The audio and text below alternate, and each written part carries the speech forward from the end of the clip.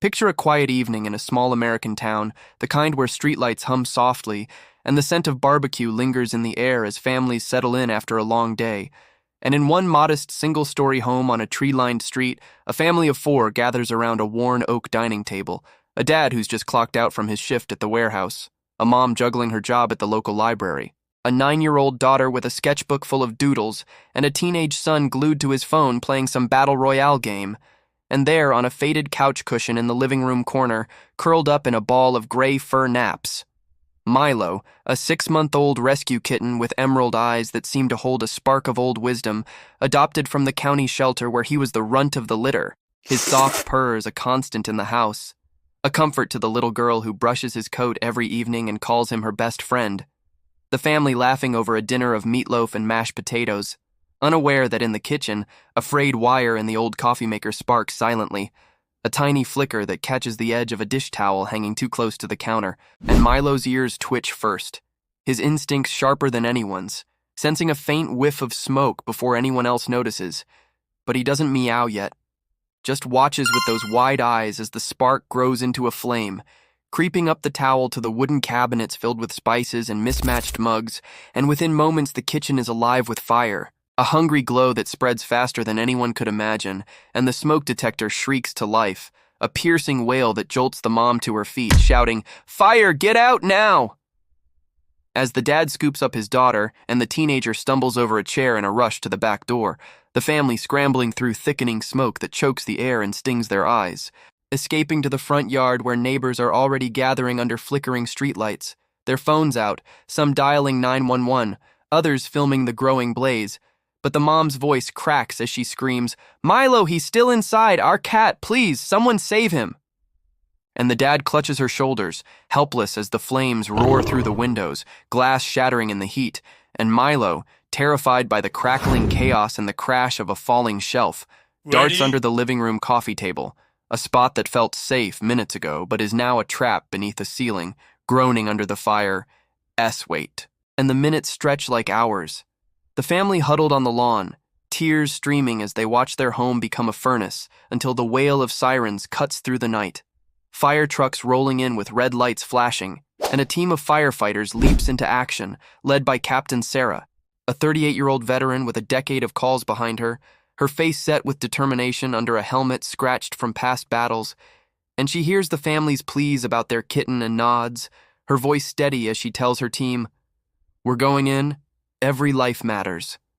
And she pulls on her oxygen mask, grabs a flashlight, and steps into the inferno,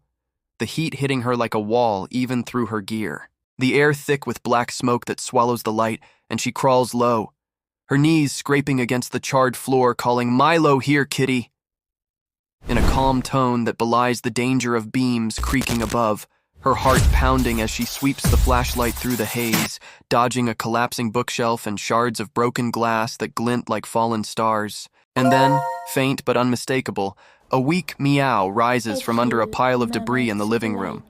a sound that stops her breath for a moment, guiding her like a beacon, and she digs with gloved hands, pushing aside smoldering wood and chunks of plaster, the ceiling rumbling as if it might give way.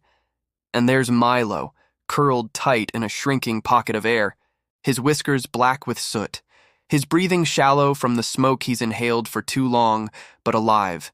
his green eyes blinking up at her, and Sarah scoops him gently, tucking him into a fire-retardant blanket from her kit, feeling his tiny heartbeat against her chest as she retraces her steps, coughing as smoke seeps through her mask. The flames licking closer now, and she bursts out into the cool night air, the family gasping and rushing forward as she hands Milo to the mom, who cradles him like a lost child.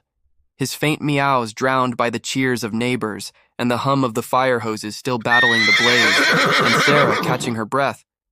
manages a tired smile and says, "He's a tough little guy. Get him to a vet quick," as the paramedics step in with a tiny oxygen mask for Milo, and the family piles into their car, speeding to the 24-hour animal clinic downtown, where a kind-eyed vet named Dr. Patel checks Milo's lungs, irritated from smoke, but not beyond saving, and administers fluids and a mild sedative under the clinic's soft fluorescent lights. And through the night, as the family waits in the lobby with vending machine coffee and anxious hugs, Milo begins to stir, licking his sooty paws as if washing away the nightmare, his eyes regaining their spark by dawn, and in the weeks that follow, he heals fully. Romping in the family's temporary apartment, a rental funded by a community fundraiser that also helps them rebuild. And Sarah visits often, bringing cat treats and stories of other rescues. Her bond with Milo a quiet reminder of why she risks her life. And this story, drawn from real-life heroics like the kitten saved in a Montana blaze or the cat pulled from a burning apartment in Brazil, shows us that firefighters don't just save homes or people, they save the invisible threads that tie us together. The pets who are family, and Milo, purring again in the little girl's lap, becomes a symbol of hope, a reminder that even in the worst fires, compassion burns brighter. And if you've got a pet at home, take a moment to check your smoke alarms or plan an escape route, because the next meow in the dark could be yours. And as the sun rises over the town with Milo chasing a toy mouse in a new home, we see that fire destroys but love rebuilds.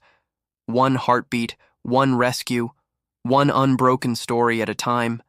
So please, support your local firefighters and animal shelters because they're the ones who keep these stories alive.